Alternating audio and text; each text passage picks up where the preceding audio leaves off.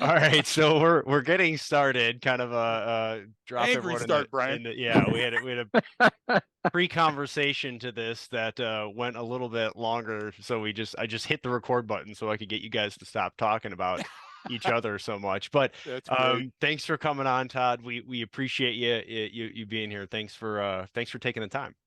I appreciate you guys having me, and thanks for the flexibility with my schedule here on the move. It's hard to determine when I'll be at a static Yeah. location. Yeah, so I know everyone listening got a brief little intro of Todd and the episode intro, but Todd's calling in right now, sort of on location in a sense. Well, you're deployed, I guess, doing what you do, which is protection work. And I mean, you've got such a really cool background experience. We'll get into some of it, but I just want to remind everyone in the episode details and put a link to when Todd was on the Ed's Manifesto podcast. And he got into his history and everything. And it's so cool if you are into any sort of martial arts or fighting or anything. You got to listen to that because Todd goes way back in that arena, and it's a really interesting background. You in the Marine Corps, but you did a lot of things that kind of weren't. It wasn't a typical Marine Corps path, and I always love running into folks like that because you can still do that stuff. I've had different examples in my military and then protecting career where I kind of got to go do something because either I was there and volunteered for it or I asked and someone said, yeah, why don't you come along? And like those experiences are really cool. But why don't you just for everyone real quick, kind of give us, I know you're not going to talk about exactly who you're working with now and where you're at, but give us a little bit about who you are, what you do in your company so that we can kind of jump into everything from there. Sure. I'm Todd Fox. I'm from St. Louis. I spent a large chunk of my life in LA or around the Camp Pendleton area. Started a security company at the end of my Marine Corps career. I was doing already some executive protection work down in Mexico, and then I ended up meeting the right people on the entertainment side and got brought on, and then it started to kind of Fibonacci sequence spiral out, and we grew, and we're a small company, pre-COVID, about 30 guys. Essentially doing 80% entertainment. So our entertainment is heavily music tours, and then we do films on location. So if an actor was going to shoot something in Libya or Syria or Colombia or Brazil, they would hire us to go do the advanced site surveys, set up cars, set up jets, set up hotels, set up local security, like local national force, and get all the licensing and basically learn the place inside out and develop a network. So we have an entire structure there. And then after we build it up, we receive them, bring them in, operate with them, and then we tear the system down and we're gone.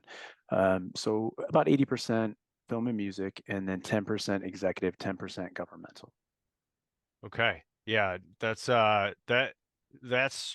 part of the reason why I wanted to have you on to talk because, having that one, you got a mix of experience in there, but everyone loves hearing about those crazy stories from the road, the bands, the music, the stuff like that. And it's funny because you being in executive protection, have a military background, and then doing stuff all over, everyone wants to think it's some sexy thing that you get to do. Or now I guess all you see on social media and is people advertising like you're blowing stuff up and shooting and running and gunning, which is interesting. Like the I mean, the closest you could do to that was previously doing the high threat protection stuff for U.S. government, which I think you have some experience in. That's where my experience came from as well. Like, but even then, like the whole point was to not get into those situations. You're trying to avoid that, but you're operating in an active war zone where the military is conducting military operations. So you're a lot more likely than something you just described. But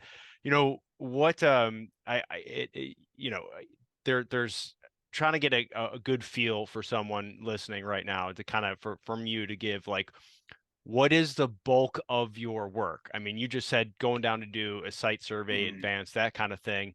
I know there's a ton of coordination involved. I mean, a ton. I'm sure you have detailed checklists of the 300 people you have to check in with everywhere you go just to ensure that vehicle that you hired is actually going to be there at the time and place, just to ensure all these things happen. But that's a lot of the work. And I'm curious, like, What are the common things that you have to do every single place that you go? Like no matter what, there's always going to be these certain headaches or things that you have to address. Yeah, so if people are listening, right, and they've done something, I won't say conventional, but a more kind of high threat protective ops Yeah. environment, they have an infrastructure that supports them, right? When we do this, we don't have any infrastructure, and so you're literally building your infrastructure. So we're nomadic in a way. So we transition constantly from point to point to point to point. We don't have, a forward operating base. We don't have a tactical operations command or any type of command center or any headquarters. So we're literally building it up and breaking it down, building it up and breaking it down. We're not operating out of a central point. So everything that we do is based on essentially SOPs or TTPs that are designed for what it is we're doing, and then comms, and then relationships in a given market, right? People that we can trust, because that's the primary currency that we're trading in. So for us, just to give you an example, let's say it's a music tour. I'll get a call from either the artist or a management group or a agent, somebody like that, and they'll say, "Hey, we're going to go out and do this thing in 3 months or 6 months." And what I would say is, "Okay, tell me a little bit about it." And they'd give me a little background. We'd look at numbers and we'd agree to it. Then we'd have a sit down and they'd say, "What do you need to know?" And we'd say, "Well, tell me about the demographic. Who are they dealing with?" Okay, we got, you know, 30% male, 70% female. They tend to be in the 15 to 30-year-old range. These are the activities that they do at shows. This is how many people typically show up at airports and hotels and places like that. Um, Guys, hold on one second. I'm sorry, I'm on a call. That's one thing that's really important for people that don't know this. When you're in a hotel room, especially when you're in a super high-end hotel, they have to respect the do not disturb that's on the door. They don't care because these guys, their pay is related to how many rooms they're cleaning and servicing. Oh, So anyway, so getting back to it. So basically what happens is for us, we come in and we set this thing up post talking to a management group, and we identify kind of what are the behaviors, what does this person typically do in an average day, whether it's a show day or a non-show day, what are their hobbies, what are their histories, whether it's drinking or drugs, what do we need to worry about? Let's say they have a medical issue. Let's say it's an artist who's married who has girlfriends coming and going nonstop, managing that aspect or private information leaking out. We deal with some that have a foot in the political realm, and whether they're pro-Palestinian, pro-Israeli, or whether they're pro-Ukraine or pro-Russia, and we're managing those aspects. So we're dealing with a lot of different things. So what we do is set up this infrastructure that allows us to be in this constant state of transition. So we're transitioning from, let's say, an airport to a set of vehicles to a hotel to a set of vehicles to an arena or stadium or some other live event venue, transitioning from that point to vehicles back to like a presidential palace to do a meeting, vehicles back to an FBO where they're jumping on a private jet and flying out. So we're constantly transitioning. There is no headquarters. So we would set that all up ahead of time, right? So that means that I have to have drivers, I have to have vehicles, I have to have people on the ground. I have to have access, say, to a tarmac at the FBO. I have to know my pilots, know the stewardesses, know what kind of food, because now food restrictions are a big thing. Um, so you've got that. Then I've got to know the people at the hotel. I have to have the floor plans. I have to have the rooming list. I have to have what their security capabilities are, what assets they have in house, what I need to bring with me, what the law is surrounding that, what their CCTV system can capture. Is it internal? Is it external? Is it a landline? Is it IP based? So you're collecting all this information, creating a plan on the fly, distributing it to your team, and then you're carrying it out with the help of local nationals. And then again and again and again, and then they throw you the curveballs from time to time. But most of the job is not running and gunning. Most of the job is planning, it's choreography, it's setting things up, and then it gets into kind of your area, which is when I go into these realms to develop relationships and then watch what's unfolding. Look at these clues that these guys are giving away based on their behavior, based on what they're saying, based on their accent, and that in a nutshell, that really is a nutshell, because I could go on for days about what we do, right. but that is the crux of our job. You know, That's Brian, I'm glad that you asked that question. I'm glad you get it right up front. Todd, you've been around the game. You're at the top of your game. People know you. People trade you like a playing card and business card because they've trusted you, and the future client can trust you, and that gets a lot of crap out of the way. Nobody wants to start at the bottom and work through 9 security guards and do you have your guard card and do all this other auditioning. They want to go to people that they know have been established in the business. But there's somebody out there watching right now because they want to be in the business, and most of the stuff they've seen on social media is booting doors and ramming cars and putting, you know, automatic rounds down range and suppressing with the 203. Now, so we can get that right out of the way. When's the last time you threw a flashbang on duty and your fully automatic 203? How often do you use that during the week to suppress fire outside the hotel? And I think that's valid only because there are some kids that want to get into the industry and think there's fun, sex, big money, drugs, and automatic weapons. Help us tell them that that's not the way this goes. It's quite the opposite. It's not sexy at all. And ironically, most of the guys I see running around on the internet are shooting and fighting and driving, and they're doing all of that. But the reality is that you spend little time doing that. And if you're doing that, something went horribly wrong. right. Yeah, I mean, exactly. you know, even now, when you think about law enforcement on that side of things, not even on the protective side, but when you actually have a commission to carry this thing out, um, you know, those guys are not throwing flashbangs the way that we used to back in the day because of the liability it's associated with that. And when we're in a foreign country, we don't have any legal authority Right. whatsoever. And also, even Right. in the United States, you don't have a national legal authority for security. I can have HR 218, right? And LEOSA can allow me to carry a firearm. But even in some states like California, they require you to have a card in addition to LEOSA if you're carrying out some type of security duties. So, you know, that's not what the game is. The game is prevention. And if something goes horribly wrong, that's when guns come out. And, you know, the adage for us has always been the same, which is maximum to the principal, minimum to the threat, right? Our whole job is getting them offline, to get them out, Right. to evacuate them. It's not to have a gunfight. Right. And I can't imagine that. I can't imagine going back to like for example, when I was going over your Marine Corps was very kind to me and sent me to like Iraq. And it was like, do I get a personal security detachment? And they go, yeah, him. And they gave me a guy, and the guy had never been outside of the wire, you know. And the guy goes, hey, I got to go qualify with my weapons. And I'm like, I'm going to die. Well, the idea of going to those places, and those are true high risk threat places. If you got somebody that got you into the shit, you're not going to go back to that person, whether it's convoy ops or, you know, whether it's force pro or whatever else it is. Nobody is going to hire you.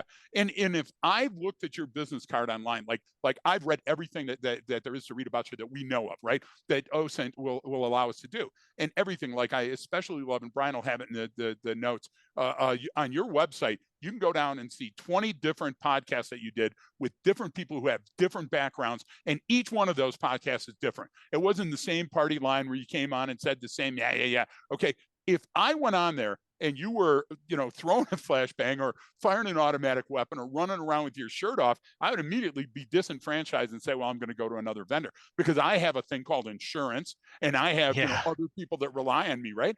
And so the only reason we're so adamant about that is there's so many people that want to play you know, like play cop and play security. But when it comes right down to it, we know people that have been in the industry 30, 35 years, and they have none of those experiences. And I say, good on them. You know, that's exactly the way to be. What would you say to somebody just getting ready to start up? How do they learn? Where do they go?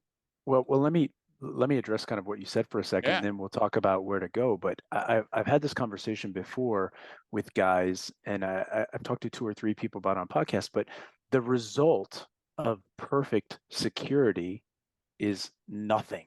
So I'm going to do Right. weeks and months, and in some cases even years of work, grueling work, nonstop, all day, all night, to get a result of nothing, right? And I think people don't understand that very well. You know, that's the result that I'm trying to achieve. And I realize, you know, for people that don't understand how security works, you know, they want some tangible result, and it doesn't pan out that way if you do a good job. So the idea is I'm not in the fight. The idea is I'm not creating a situation that produces a liability for my client who might be worth $1 billion.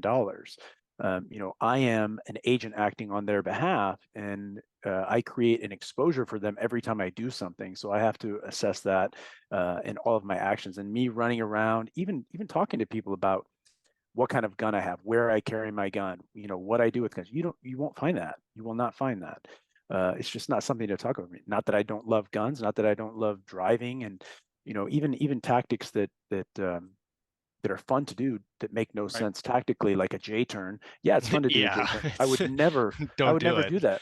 Yeah, I would never be doing that kind of stuff tactically. But that is not how this business works on the entertainment side. It's not how the executives work, even with the dignitaries. And if you're talking about diplomatic security service, it's not how they work. Yeah. So Exactly. what people see and hear is sexy, and the job is not sexy. And I know people don't want to hear that, No. but back to your second correct question, Greg, which is how do they get started, right?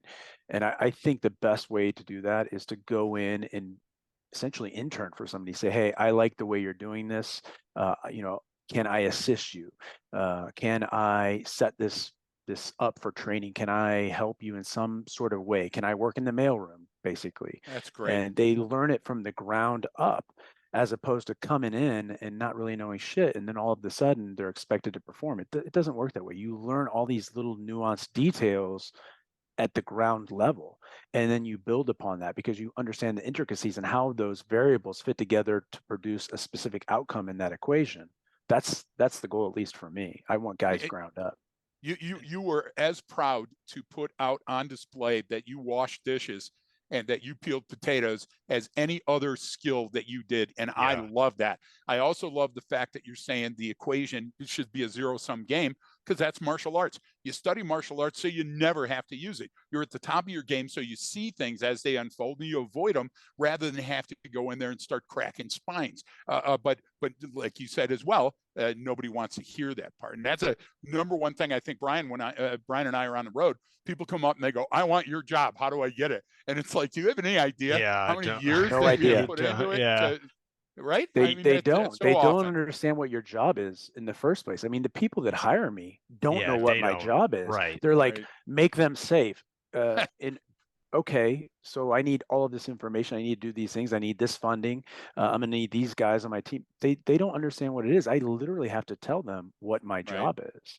And it's the same with people that say, "Oh yeah, I want your jobs." Okay, great. Well, you're not going to be home for 4 months. You're not going to see any of your friends. You're not going to see your family. You're not going to go anywhere other than where that person you're protecting wants to go. You're not going to do what you want to do. You're not going to eat what you want to eat.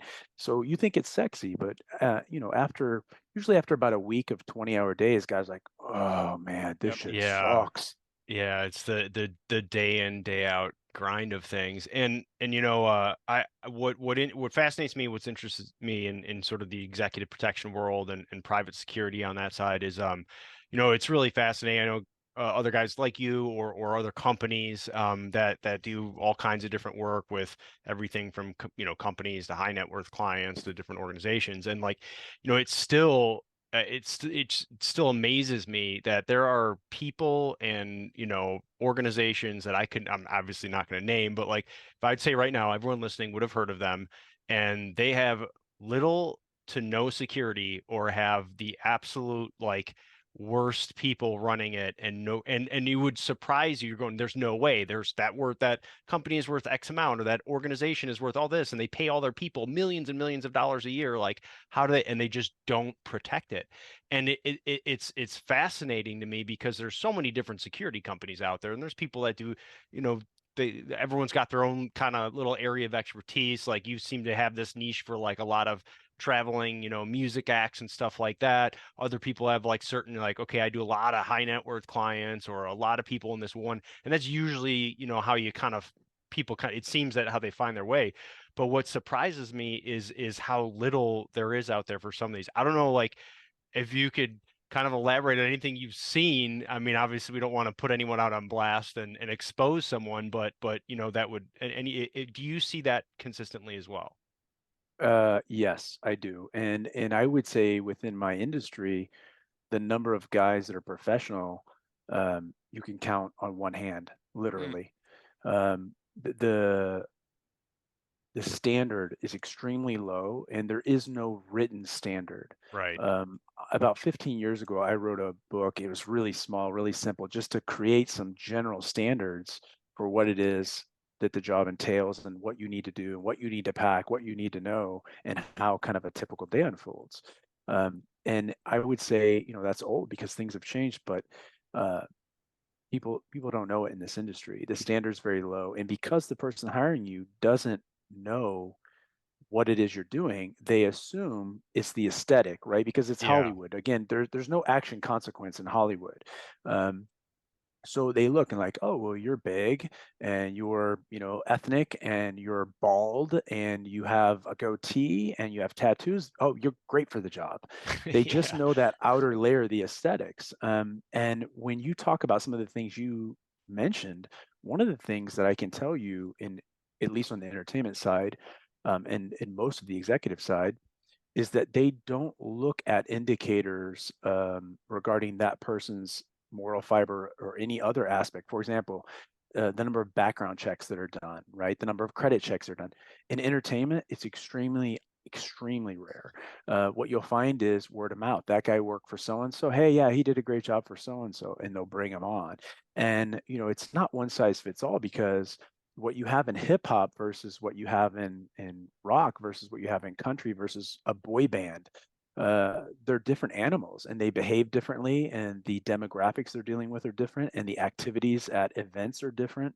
How those people live is different, and so you just can't replace it with another human and just expect that everything is going to be good. So how they deal with that is through a high turnover. So they're constantly bringing in new people, and eventually what occurs is maybe they find a fit, but in the meantime, they've conditioned that entity, that artist, say, that these guys suck. Every guy we're bringing in sucks, therefore security sucks. And all these guys we're bringing in are all going to be the same. And so there's no time invested to even figure out if that guy's good or not, because you expect him to be leaving soon. Yeah. And so there's super high turnover, not with our clients, but with the average guy in this side of security.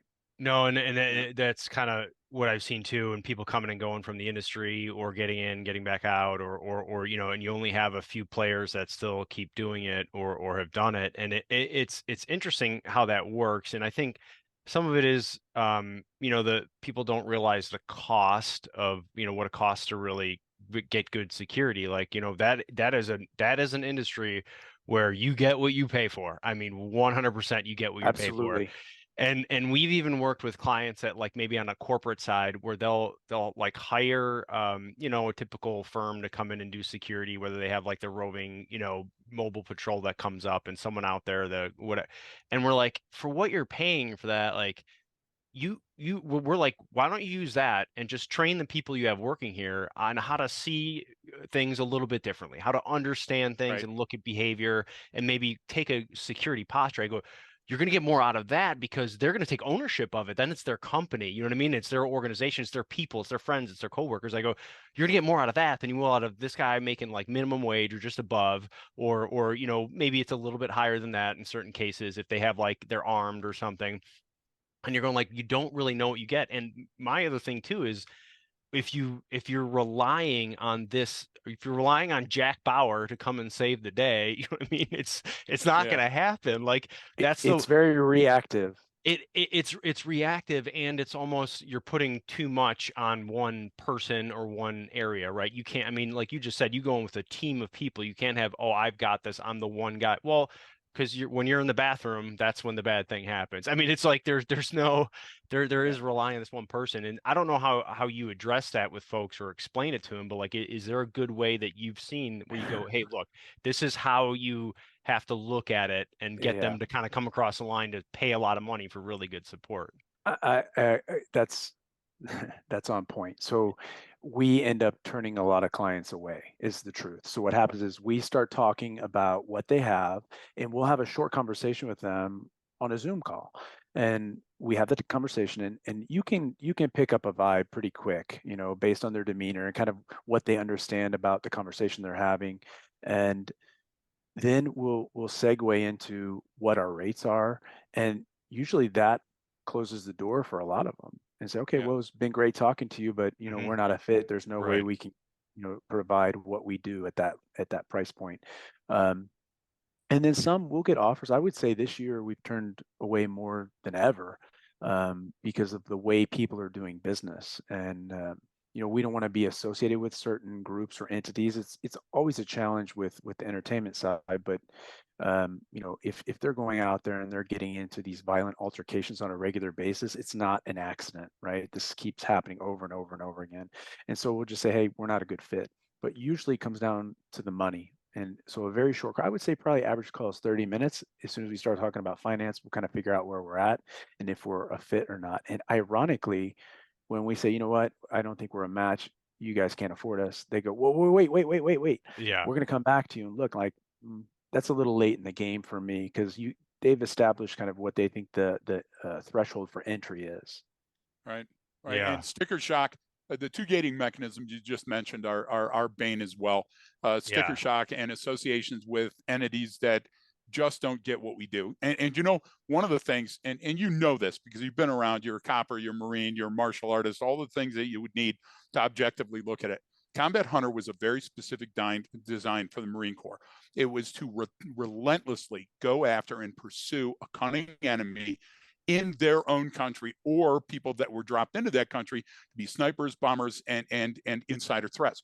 Now we're not there anymore. So the underpinnings of Combat Hunter have changed over the years. And people say, well, when I listen to your podcast and you and Brian talk about, yeah, we're talking about avoidance all the time. We're talking about being able to mitigate something by seeing it and stopping it before it ever occurs. And they're saying, yeah, but that's different. Yeah, of course it's different, because we're not in a fucking kinetic war zone. But Yeah. see, they don't understand the difference. And that's why the stuff that you write and the stuff that you post is so common sense that we found early on a kindred spirit. And I hope you see that as well. So I'm sure you run into that. And with us, it's equally as frustrating, but we'd rather say no to work than work in the wrong arenas. Absolutely. I agree with clients. Same with team guys. Like, you'll get a guy on the team and he said the right things, and in kind of low stress situations, he's a great guy. But then when you get into some challenging spots, not a great fit. And Yeah. for us, it's better to cut that out as early as we can identify it, because trying to kind of keep getting people up to speed, it's no good. Or saying yes to the wrong client, it's not worth the time, and it ends up being a failure, and we don't want that. I don't want to get midway through and go like, hey, we got to sever ties here, this isn't working. I'd rather That's figure tough. that out on the front end. If it costs a few dollars, what it saves me in terms of stress and the emotional side of it, it's worth it. Do it Yeah, on the but you had front to end. see that in law enforcement as well. Here's the interesting perspective for our listeners, our readers, the people that follow us religiously. They're going to comb out who Todd Fox is. They're going to take a look at everything that you've done.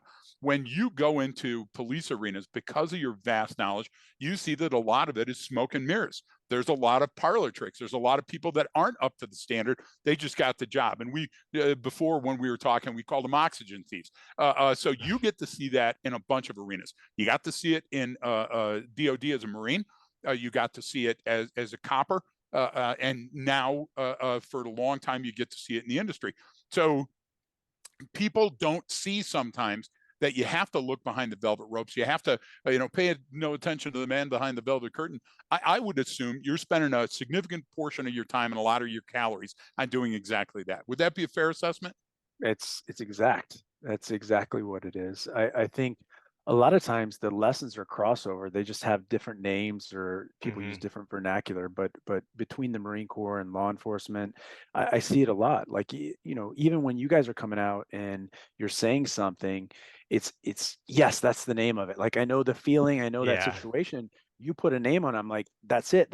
Now I got a name for this thing, or something to associate it with, so I can articulate it to somebody else. But Right. I agree, those lessons are present in all three realms. And I see certain types of people frequently. Then, like, oh yeah, I know you from the Marine Corps, meaning you're that type of person in this environment, and you're that type of person over here. And I have guys that are the planners, and I have guys that are the doers, and I've got very few that are the planners and doers. So, spreading out task load and stuff like that a lot of times has to do with that personality type. Yeah, that plays a big role. I mean, especially in protection, but it plays a big role in everything. I mean, I remember even doing some of the high threat stuff for U.S. government, employees before, and then like you have guys come in there and you're like, hey, bro, like you're gonna be on the counter assault team. You're gonna be we're gonna load you down with ammo, and you're gonna be in that armored thing way back there, and we're gonna call you're 911 if we need you, but you're absolutely not going anywhere near Yeah, I'm those not putting you with the people. ambassador. Yeah, yeah.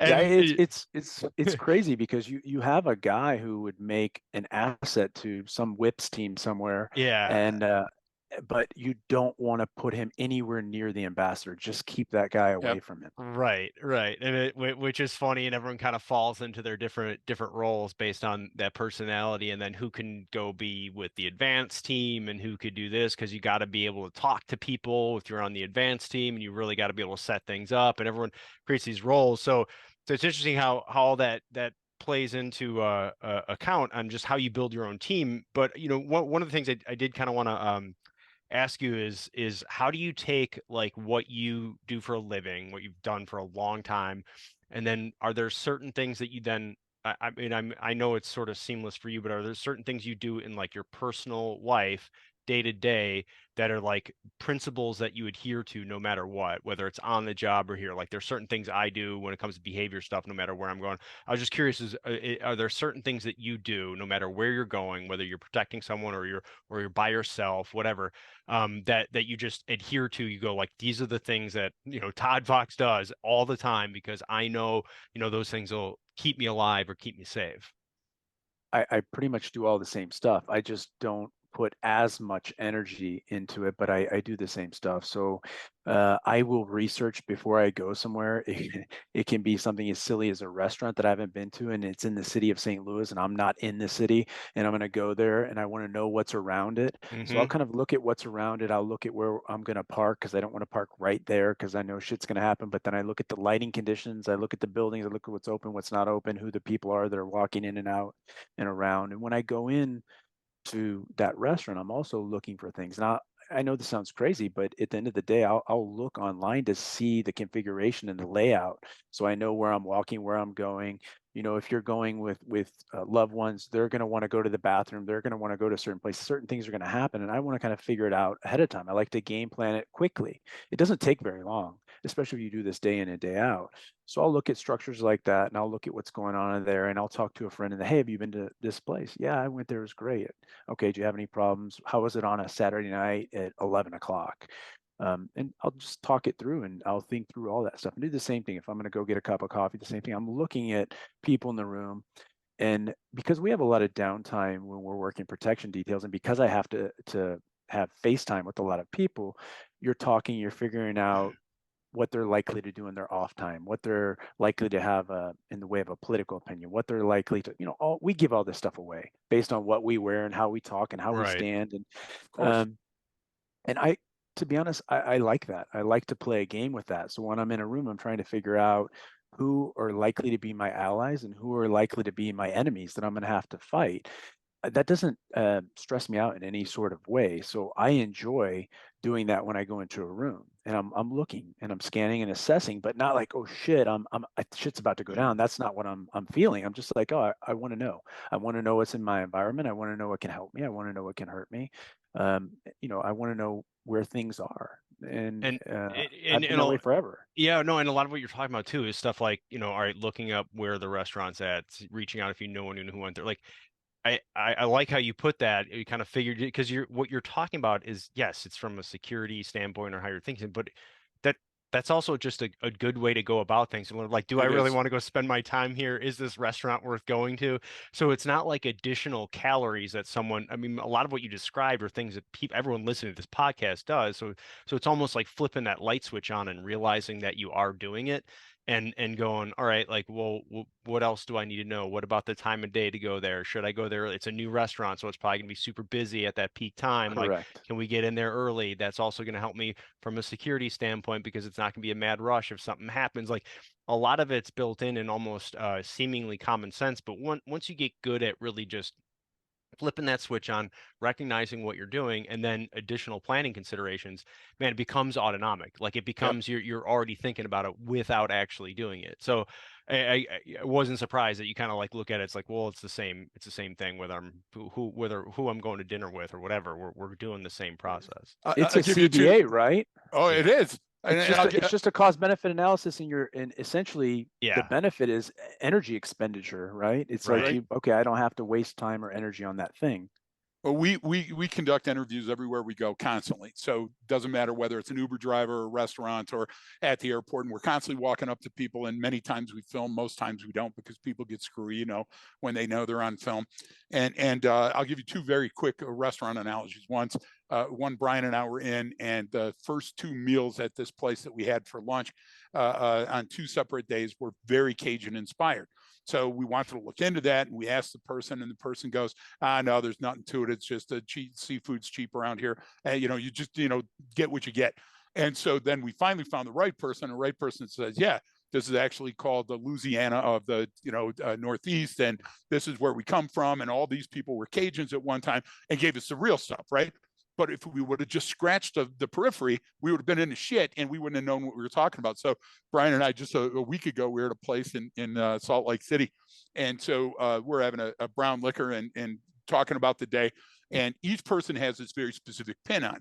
So, me, I got to get my head in there. What's with the pin? And the person said, there's nothing to it. It's our name tag. And the names were like Helvetica 6. You couldn't read the name if you were standing on the person's chest. And so Brian and I go, well, that's clearly bullshit.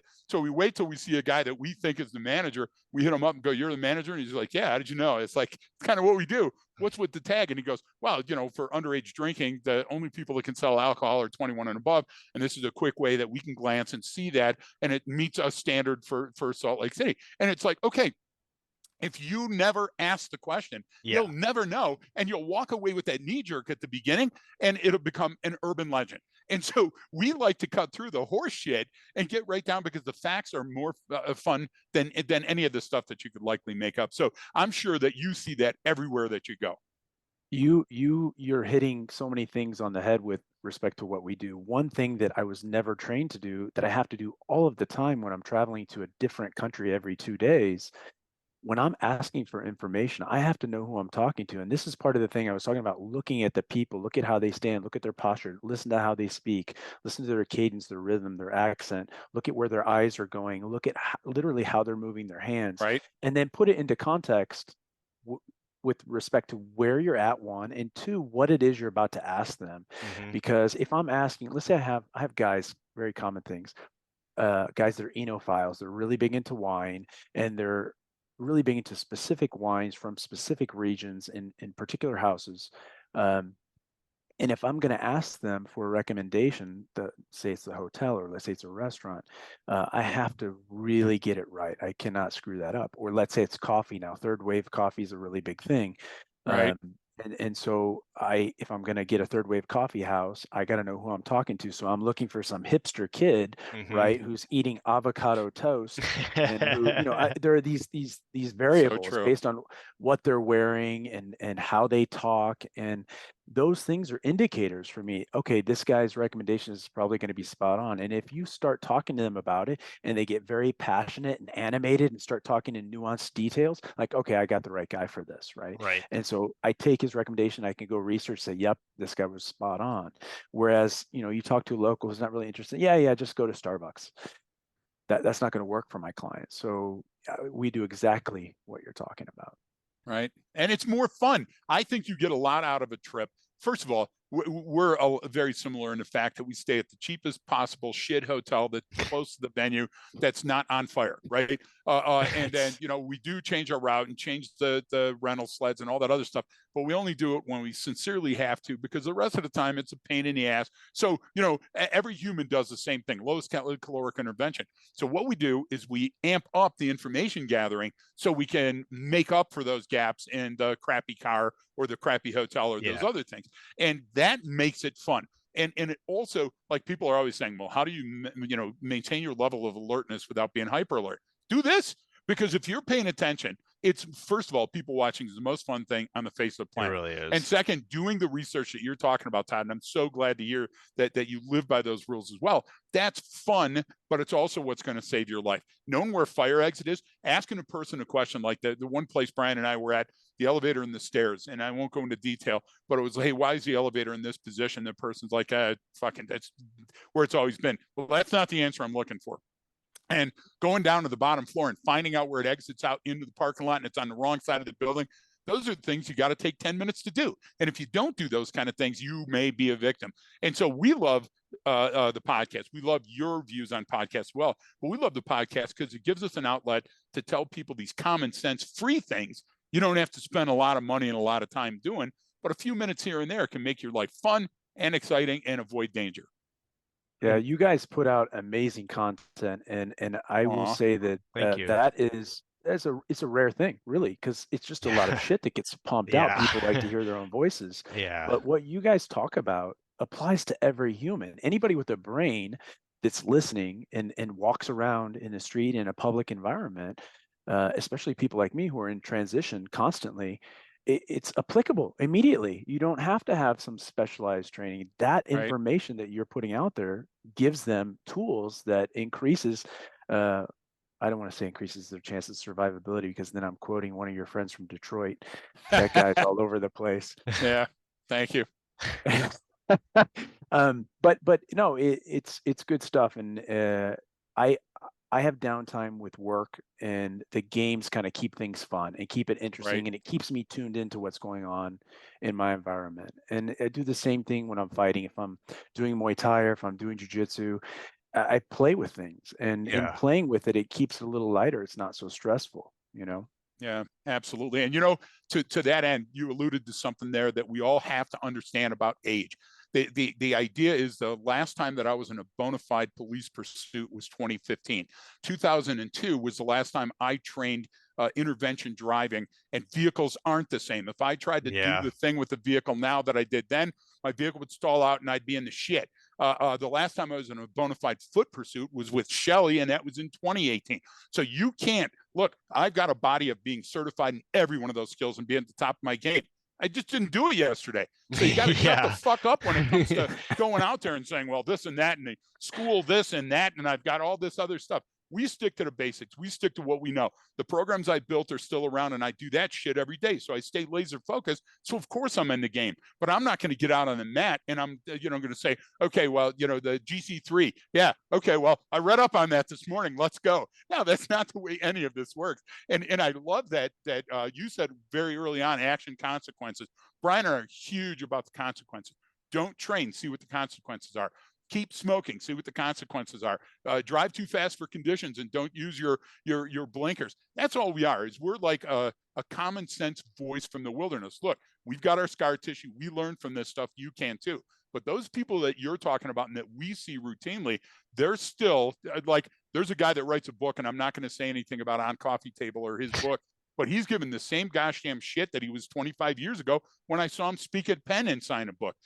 How can you continue to go backwards and assume that you're making a difference forwards, And again, another reason for you to be on. Brian is so anal retentive about who gets on the show and who we interview. And that's so true, because it's his show. Make no mistake about it. Because you're like, we should talk to. I was like, no, that guy's lame. And he tells me fucking no. Or I'll be like, I'm like, that guy's a fucking poser. Watch, he'll be called out on social media in 6 months. And sure enough, this guy's great, man. I love listening to him. And Marin's like, no. And I'm like, and he's like, no, I mean, he's not going to be on the show ever. So stop trying to make fetch work. And we laugh about it because, that's the thing that he does. So he goes out, he does the interviews, and, I don't do social media. And the whole reason I don't do social media is I'm a fucking shit sandwich. My entire career was made up of me making mistakes. So every story that I tell in class is true. It's when I did something really, really stupid, and thank God I lived through it, and I'll never do that again. So you guys, both of you, are cut from the same cloth, where both of you had these opportunities and you availed yourself of them. You stayed at the top of your game. I'm the other one. You guys are both gallant. I'm goofus. I'm the other kid that walked into the room and goes, hey, and all of a sudden somebody goes, that was a great move. And I'm like, yeah, okay. But I love the fact that you make it seem just so simple but you've got your shit together all the time. It's That's cool. that's from years and years of experience. But Yeah. what I want to hit to a couple things. One thing, what you keep talking about, kind of your description about learning about people and talking to them and watching them, observing their behavior within the context. And one of the simple things we always tell people is we have like simple taglines that we then talk about for the next couple hours in a course. But the simple tagline is a memory emotion link, and that's people teach you how they want to be treated, and Amen. they can't say that with their words. They do that by their actions, what they're wearing, how they carry themselves, all that stuff. So my big thing is I tell people, it's like, all right, what's this person teaching you? What are they trying to teach you? What are they telling you right now with what they're doing? And then you always, especially if you're security, you can't forget, like, hey, you're sometimes the rock in the pond. You jump in there and like people don't walk up to this restaurant manager and ask him all these questions all the time. So you got to take that into consideration. So Right.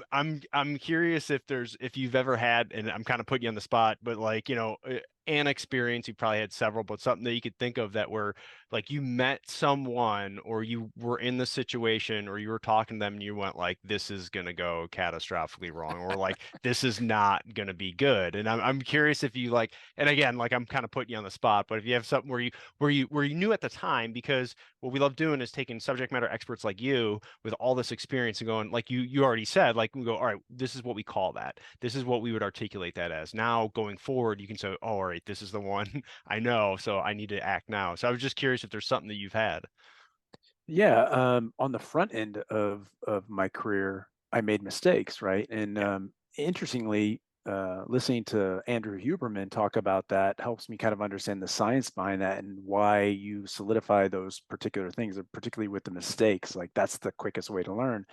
uh, Talking and asking questions and how I frame the question and which person I talk to. In the old days, I would go straight to the head person and start asking them questions and talking to them.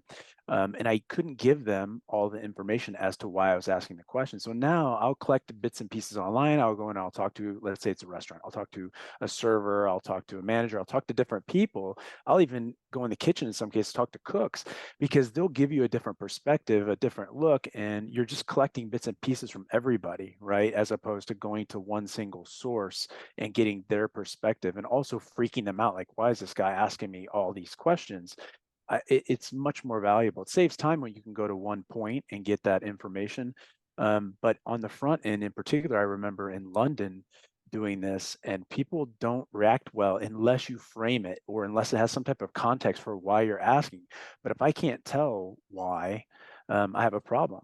You know, trying to kind of get that out of people is a skill.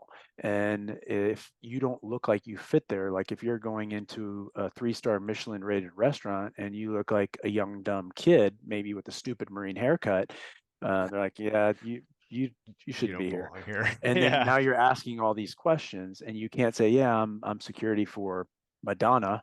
Um, you know, it's hard to do. So now it's a much different approach, right? You see how busy they are. So now I'm going to go into that place instead of going there at a rush hour. I'm going to go into that place when it's not very busy, but not when they're setting up first thing, not when they're having a meeting, not when they're talking about what their offerings are and the waiters are learning this. I'm going to go in a little bit early and I'm going to talk to all of them, but I'm going to explain to them in some type of context why I'm there, why I'm asking that. I'm going to end up getting multiple tables for the client and for us, and I'm going to talk to them based on how they present themselves to me. So some people are super professional, and you meet that, or some people are super casual, and I'll talk to them in a very kind of casual way. Um, some people need to be respected because they're in a position of authority and they worked hard to get to that spot in order to be respected. So I can't talk down to them anyway. Other people are super subservient and I have to talk to them the way they want to be talked to. So adjusting to that for us really pays dividends for all of our guys. All the guys that are face guys, all of them are operating the same way. They're collecting information from all of these different points and they're matching the environment that they're going into. So even if we're going to go to that 3-star Michelin restaurant, we're going to dress up for that. We're not going to wear, shorts and a t-shirt and flip flops, which would be a bad look. But if we're going to the beach, and I don't know if you're near Moyock, North Carolina, and you're going somewhere, you're doing an advanced site survey, and that's the look, then you dress that way when you talk to them. So, we typically, like you had mentioned, we take what we're given. They're giving us instructions by how they present themselves, by how they're talking to us, by what they're willing to hear, what they're not willing to hear, and we'll play to it. And that's paid dividends for all of my team members because everybody's adjusted to that now. And the quality of information we're getting, the responses that we're getting, the availability of, I know this sounds really crazy to most people listening, but we're fighting for a seat assignment, right? Because we want a specific location in the restaurant. I Yeah. don't want to be where they're popping in and out. I don't want to be next to restrooms. I don't want to be next to a glass window where people are walking by. Another thing, picking the waiter, me talking to the management or the owners, and talking about who it's going to be, and getting some type of buy-in where they're not giving our information to paparazzi, being able to park cars in certain places, whether it's behind the restaurant, on the side of the restaurant, because I don't really want to telegraph once we do our drop. I want the vehicles to move. I don't want them staging in place. So these conversations a lot of times change based on not just the people, but the environment, the realm you're in, who you can talk to, what you can say to them.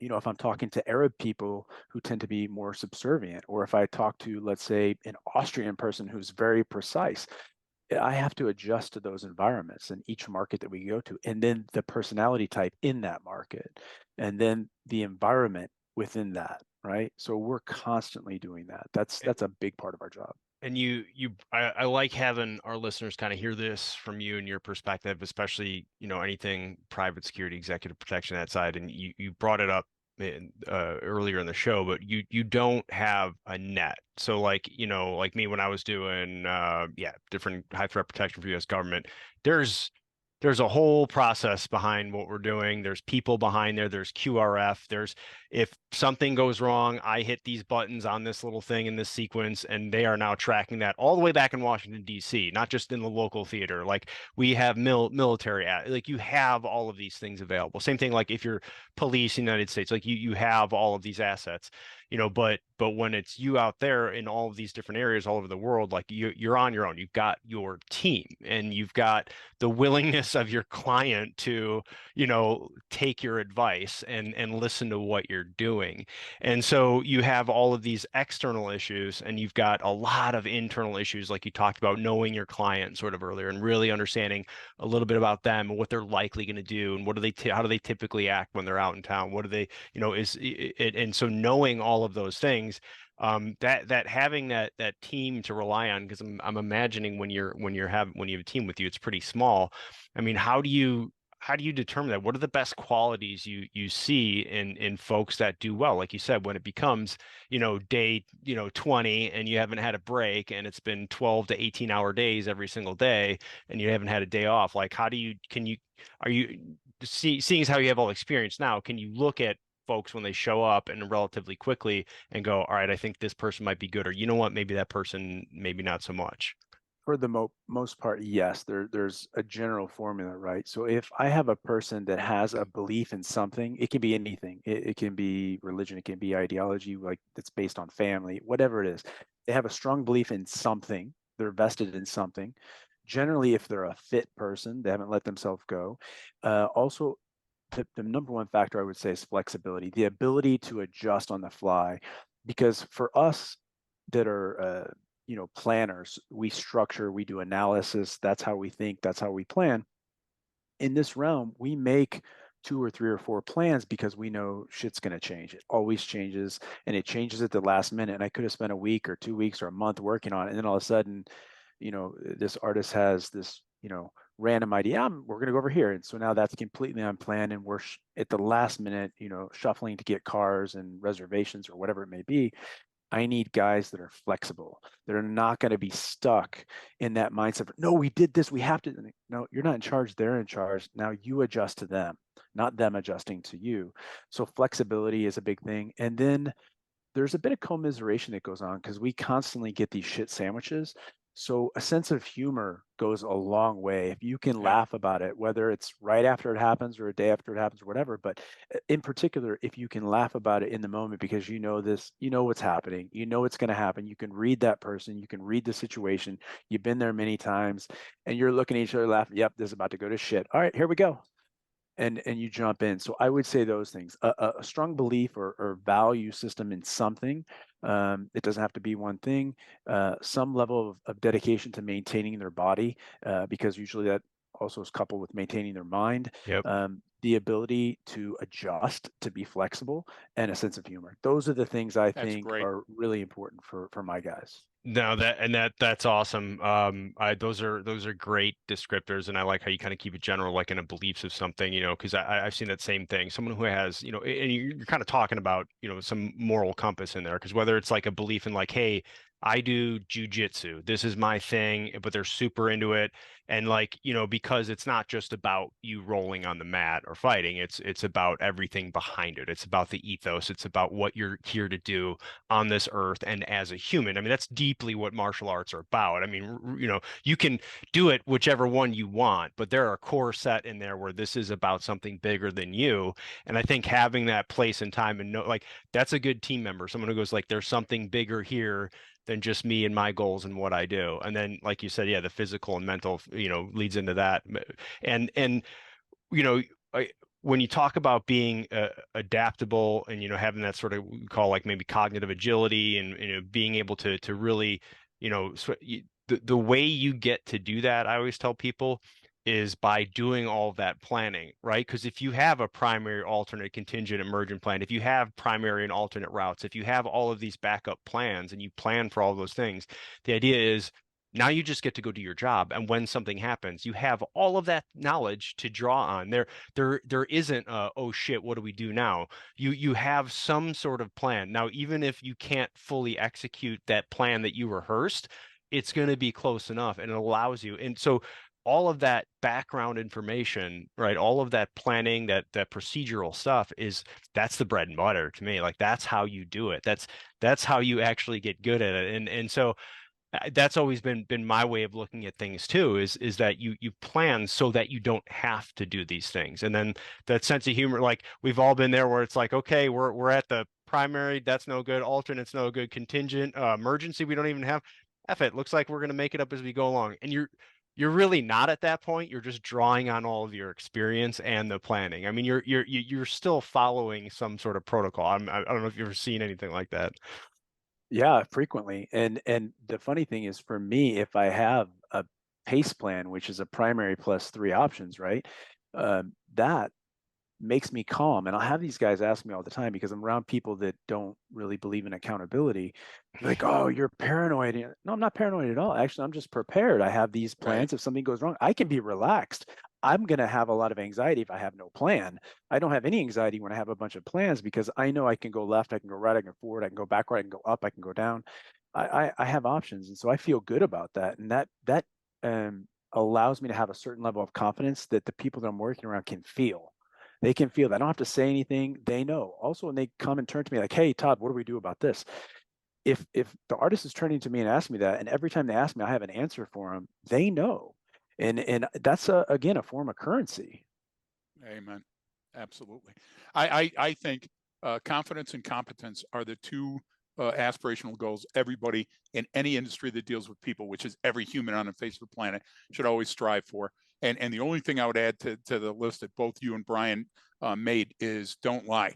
Because when you go into a venue, when you go into a place, you go into a restaurant or a hotel, Yeah. and you purport to be something, and then they get your credit card and find out that's not you, or they see your business card and somebody goes, you know who that is?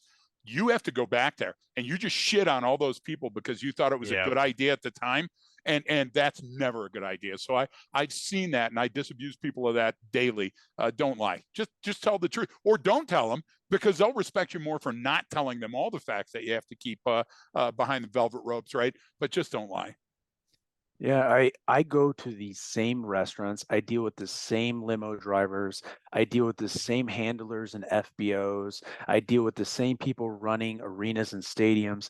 I see them all the time. Yep. And in reality, although they don't pay me, they're equally valuable to my Yeah. client because they make things happen. And I may have one client that we keep for a year or two or whatever, and another one that I've had for 20 years, and I'm sacrificing these relationships for somebody that's going to be here for a short time. It doesn't make sense. I want to keep these guys for as long as they're working in these realms, these Right. relationships, and even if it's personal, if one of you guys says, hey, do you have somebody in this country? Yep, I do. Here, call him. You know, it's 2 o'clock right now in that country. He doesn't care. Shoot him a note, hit him with Yep. WhatsApp. He'll reply to you, you know, hey, I need to know the route to this. This guy will, you know, create a live link on WhatsApp, and you can just screen record, and he'll send it to you. You can see everything, or he'll capture a video and send it to you. You know, at 2 o'clock in the morning, the guy's jumping in a car doing this thing for you because you've got that buy-in from him based on the way Right. you've treated him, the things you've done for him. And you know, I've learned over the years that me bringing a book, me bringing a pin from my TAC team, me bringing something from the Marine Corps, a challenge coin, these things are massive because that's important to certain groups of people, or giving Right. them tickets to a concert, or giving them access to, you know, seeing a scene filmed in this location. And I know it's a controlled location. I can bring 2 people in and I can trust them. And now they're getting access to something they'd never have access to in their life. But that's paying it forward for the future, right? You know what's happening and you know how valuable they are. So I agree. It's I amazing. do my best to never lie. I think I would default to what you're talking about, which is omission, just not Right. telling them anything. And I got asked about that recently by Ed, actually. He asked me about that, and I said, you know, I just fall on my sword and tell him the truth and say, look, this is what happened, and I won't do that same thing again if it's a mistake on my part. But with locals, um, those guys are major assets for me.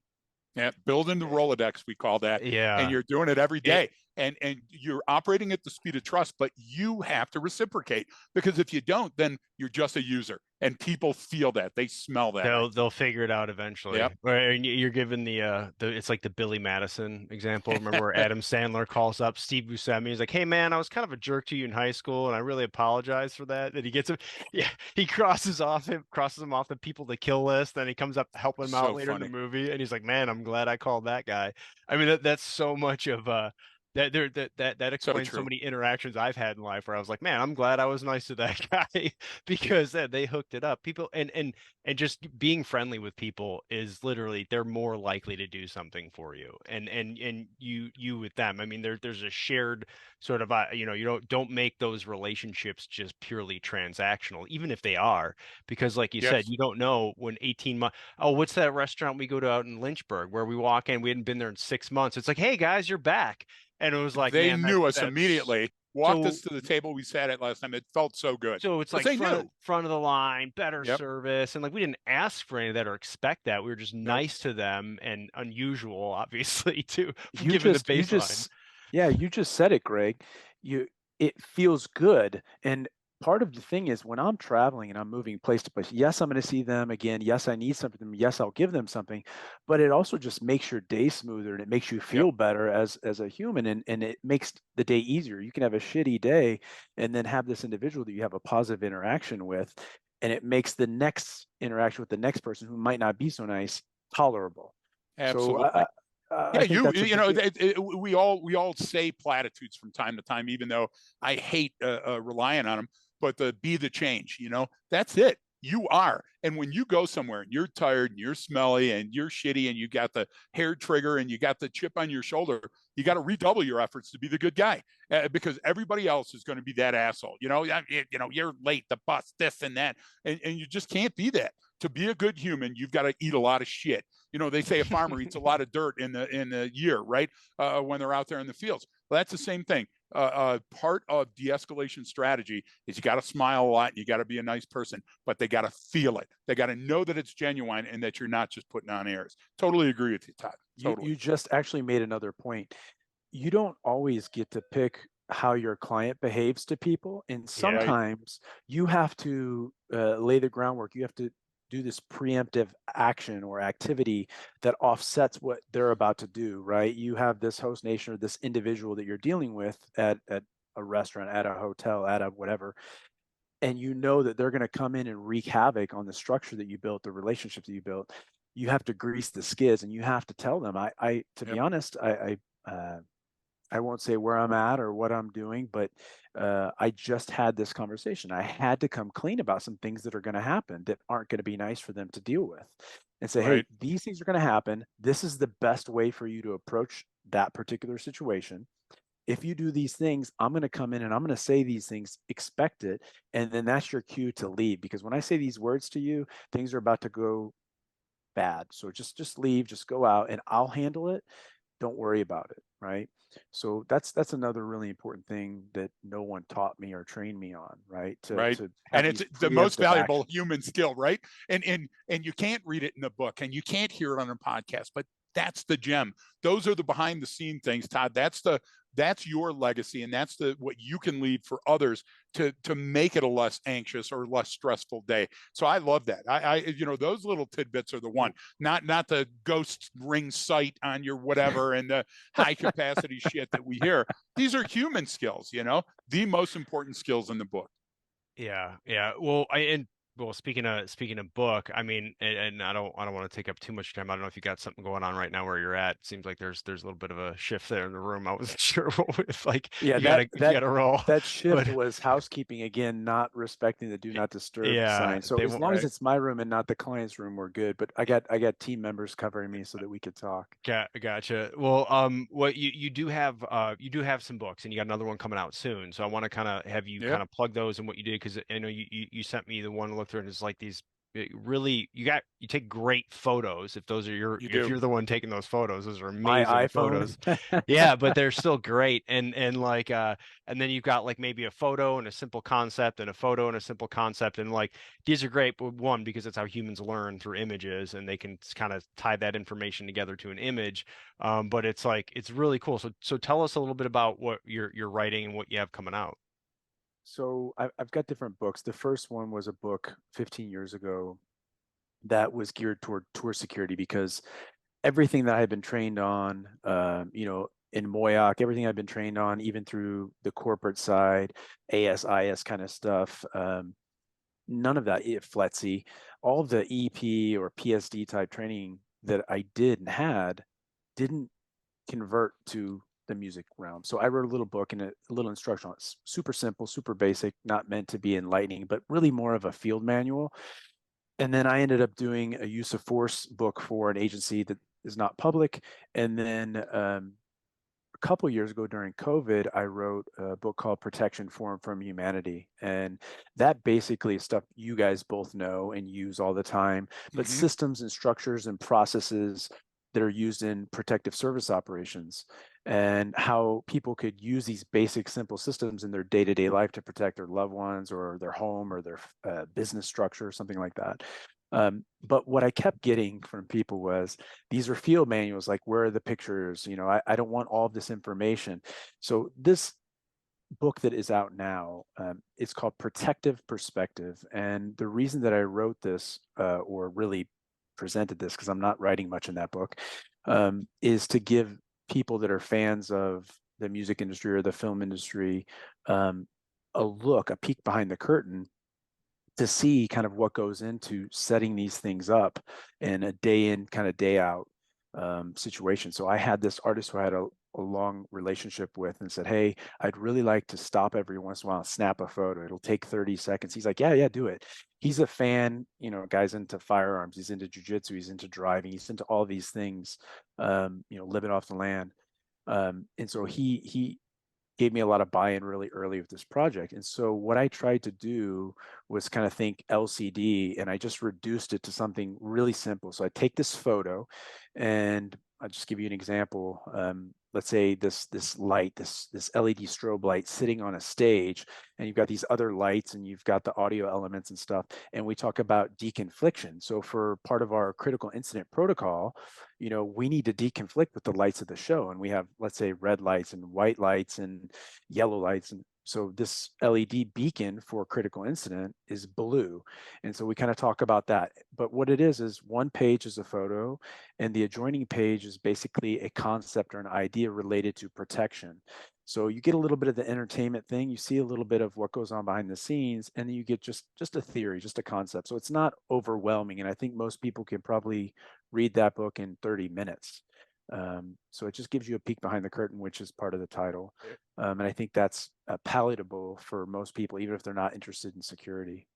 Yeah, He's and great. like I said, the photos are incredible. They're really, really cool. You Mhm. did a great job with them, and they're just like that snapshot in time where like some I actually was like, oh man, I've seen that or I've been that before. Yeah. I know where this is going, or like, and which is cool. And then you have, like you said, these are considerations. So I would almost like th- it's something anyone, like you said, could read. It's like a coffee table book you have out and with those photos, but like that's a great one for anyone listening, even if you're not in this industry at all, like for your family or you're just thinking about this stuff in general, because no, it's not, you're not going to get formal instruction on how to go do security, but guess what? You don't need that. If you're just, you know what I mean? Unless you're going into that profession, you don't need that. So here are just these simple concepts you could take one at a time and sort of talk about them with someone or employ them in your daily life of what you're going to do.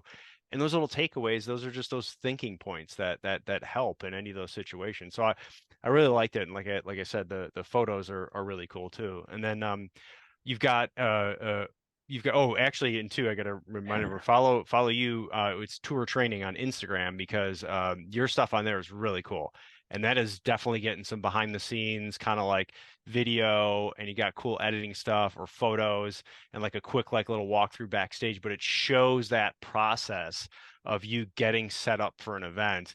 And then you can really see, you can feel the weight of it. Like, oh man, that's a lot of shit to get done. Like I watch it and I'm just like, oh man, that's a lot, you know. And like you could see it, but it's cool because you do a good job editing it, and it's like really, really, it's just entertaining as well. So that thing. But I do want to ask you, you got another book coming out too here pretty soon, right? I do. I want to talk about that. I want to address what Okay, you yeah, said though. yeah. So I had no social media prior to COVID, zero, none, nothing. Um, and I Neither did still, the we only thing I actually. have Yeah. is, yeah, exactly. And you know what I have to say? I don't care for social media. I don't Yeah. care for the stuff I see for the most part on it. And I don't really want to be a contributor. But if I want to sell books, I have to go Hmm. into the system and kind of do this thing. And not to upset anybody, but I'm literally snapping these videos. So I basically do a quick assessment. What do I have? What can I give away? What's interesting when we're on the move? Everything that you see me put out, 100% is while we're moving, and Right. I trickle feed it out. So whatever you're seeing now is something that happened 2-3 weeks ago. Right, Because right. otherwise, I'm giving away hotels and Yeah, yeah. venues and who I'm with, and you time it and look at the date, and oh yeah, he must be with this person. And so we're cutting them out. Like you don't actually see celebrities on my site. You don't see where we're at or who we're with or what's going on. You just see kind of a snippet of this thing. And then it's literally, and you guys know this, when you're traveling, I'm on a plane. So I've got downtime and there's nothing for me to assess on a private jet. So I'm there waiting, and to keep my mind going, functioning, and to stay in the realm, I take 10 minutes to create this little short 30-second video, put some music on it, and just make some adjustments, maybe a color correction or something like that. And then in 2 weeks, I got a piece of content that I'm going to put out relative to what it is that I'm talking about. So that's kind of unfolded that way. But I'm glad that you see kind of what I'm trying to do there, because I think it's lost on a lot of people. If you're into security or protection or military law enforcement kind of stuff, I think you probably kind of get the gist of what I'm doing and where I'm going with it. If you don't, maybe watch some of it and eventually you'll figure out the pattern. But with respect to the book that's coming out late this summer, that book's called Underpinning, and it's basically about force instruction. So for me, I witnessed a lot of jujitsu guys. So I'm a black belt in jujitsu. I was an MMA fighter. I still compete in jujitsu. I did bare knuckle karate, all this stuff. It's not new. Like I was doing this stuff before anybody had a name for it. And I'm old now. I'm a 50-year-old guy doing this stuff that's a young man's sport. I'm training with guys that are 25-year-old professionals. So, on Monday, I'm kicking their ass. On Tuesday, I can't show up to practice and they're still fresh. Yeah. Wednesday, I come in, I'll be lucky if I can survive. Yeah.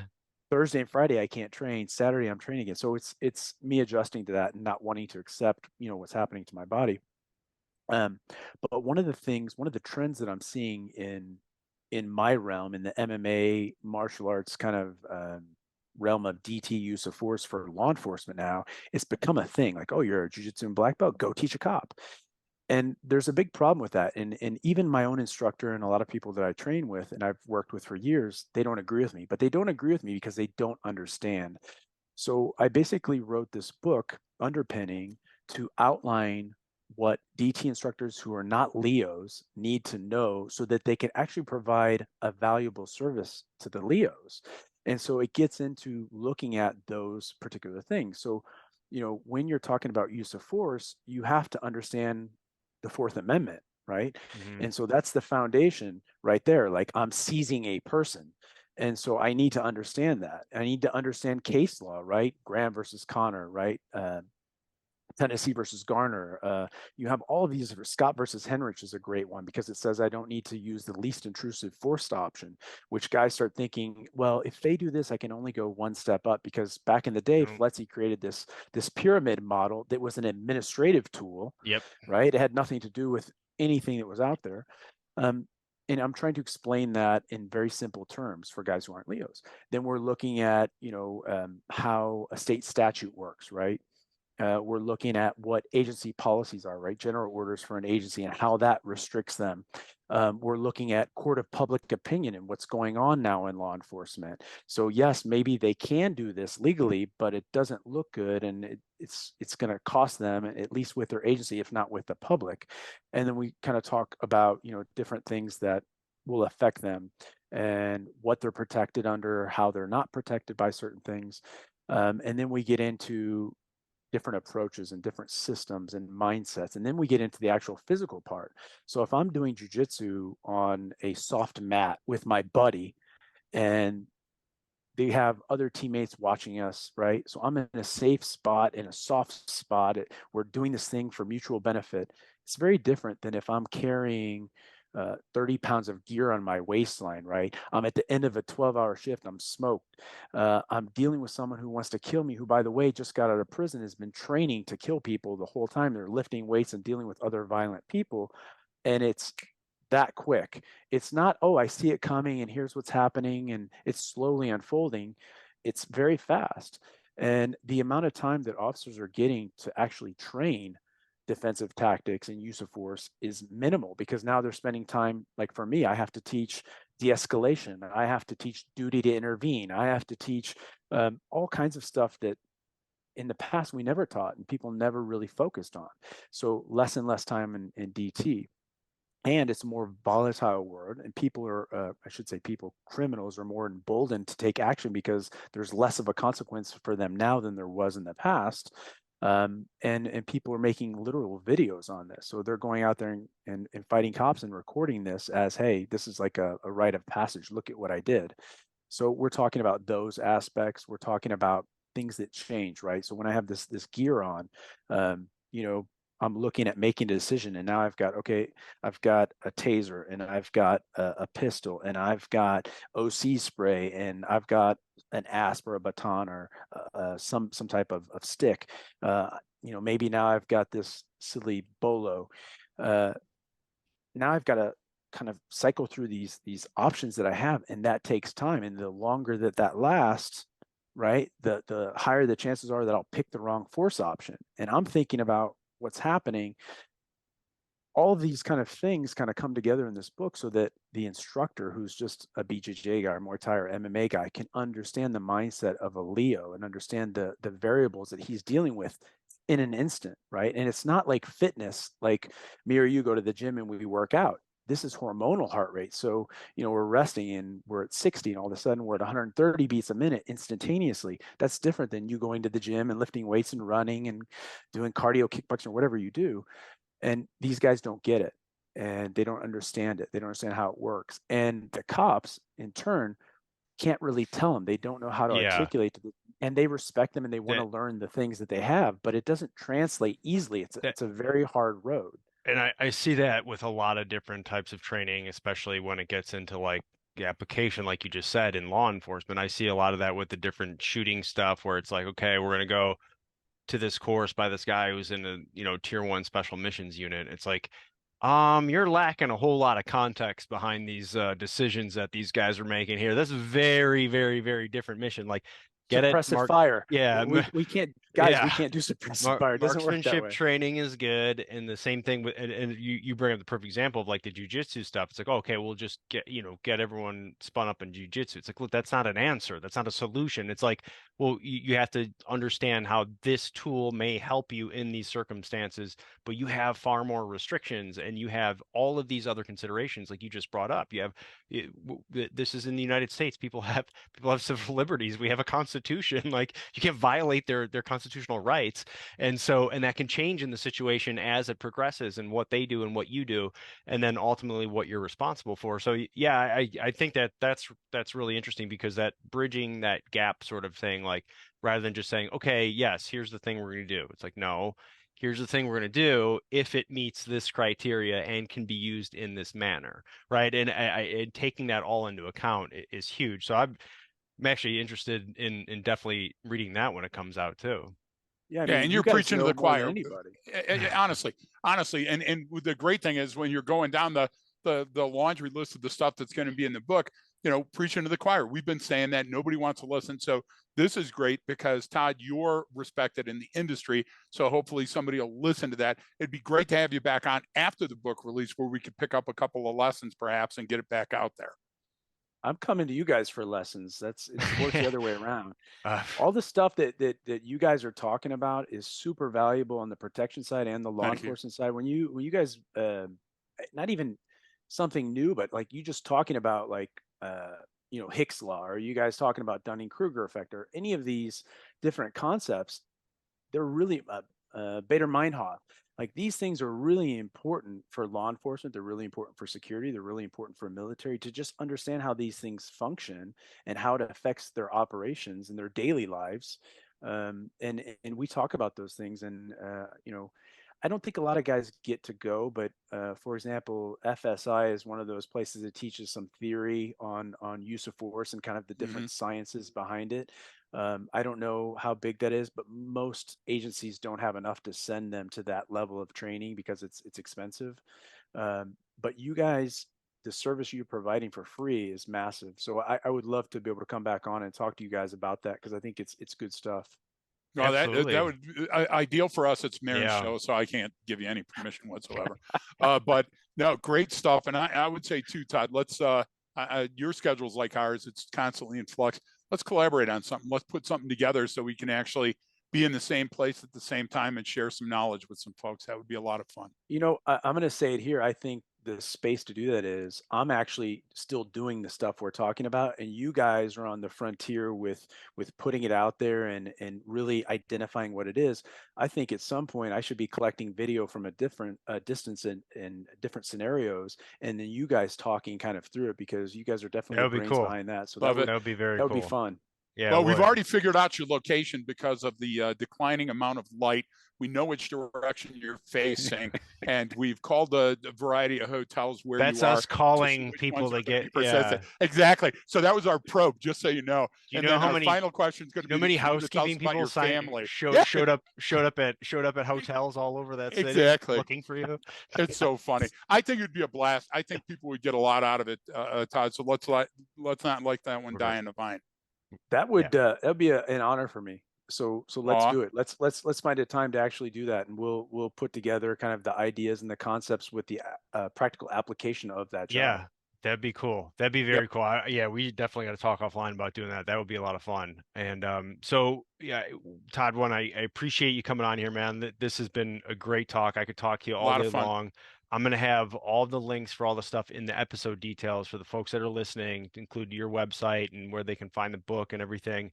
And just to follow you as well, even on Instagram too, is if anyone listening's on there, I'll repost some of your stuff. But it's really cool to see, and you're definitely getting a behind the scenes look. This is from real people out there doing it. So, I really appreciate you coming on, man. Thank you guys. Thanks for material you put out, man. That stuff's invaluable, and I would advocate for anybody that works with me to look at you guys. And I'm sure you guys have heard me talking on other podcasts about you guys. So we want you to keep that up, by the way, especially Greg. He likes to hear his name once in a while. I will do that. I will do that. Thanks, buddy. Thanks. This is great stuff. Yeah, Thank you guys. thanks so much for coming on, man. Everyone listening, thank you for tuning in. You can always check out more on the Patreon site, and don't forget to follow us on me on social media. And don't forget that training changes behavior.